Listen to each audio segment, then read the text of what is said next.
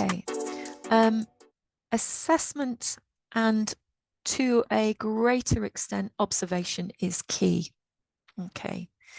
But a referral lands on your desk. You look at the referral, it just says for seating. It doesn't really give you much information, does it at all? But that's a critique of perhaps some of the referrals that we receive.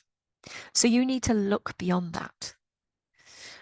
And I would say that the first question is, what does the person with dementia and their caregivers need the seating to achieve?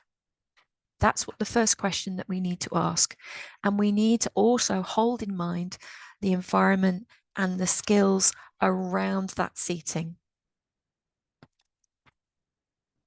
Once you've had that question answered, which might be a very ongoing, dynamic, fluid thing, what are the ethics with regards to the prescription of this seating? Because you will need to think about the intention of the referral.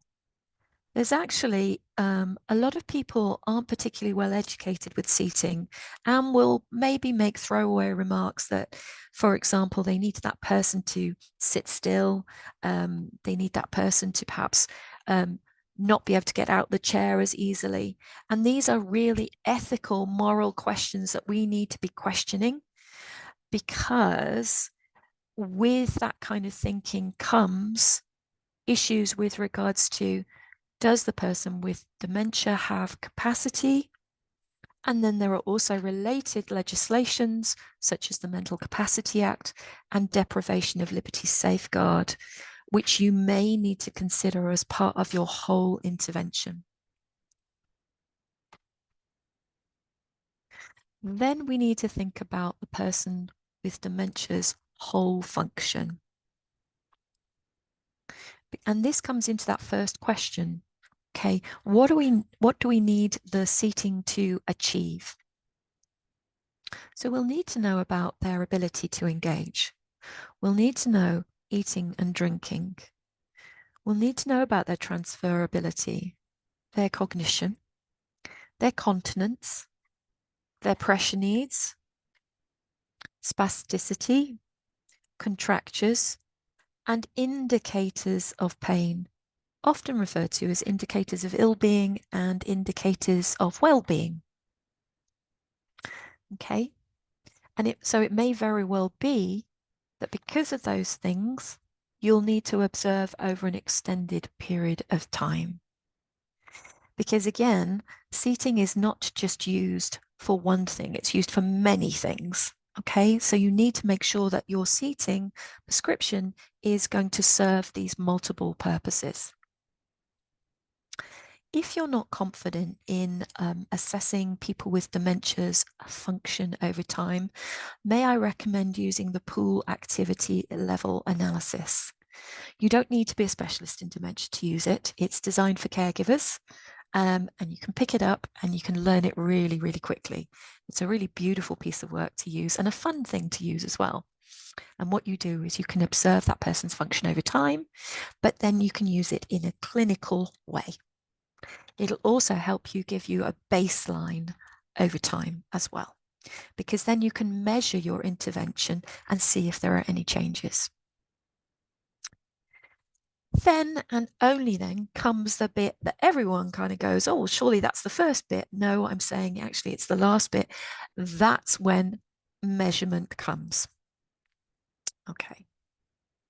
And measurement is literally, as we're just about to find out, is measuring lumps and bumps, measuring hip widths, measuring leg lengths. And again, some of you may be confident and others may be not so confident in this. And what I would say is you can see some images here, and we actually have some alphabet next to them. And the key measurements that you actually need are C, which give you the seat width. Okay. K gives you the seat depth. L gives you the seat height. E gives you the back height. And I gives you the armrest height. Okay. And those are the basics that you need. Then I would suggest after that, you look for postural abnormality. And that can be things such as, and this is where we go into pre-patient, okay, before this person developed dementia, they may have problems with scoliosis, so a curved spine, or kyphosis, which can often develop with Parkinson's disease or Lewy body, and that's the curve at the top of the spine. They may have problems with posterior or anterior pelvic tilt. And then they also may have pelvic obliquity, which is an unevenness to one side. Okay. And those are kinds of the basics that you need. But again, if you're not confident, may I recommend that you download the Clinician's Seating Handbook by a lady called Martina Tierney. It's an excellent resource. And she's going to look around my desk.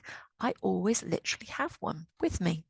And because today on my desk, I have 2 seating assessments to do.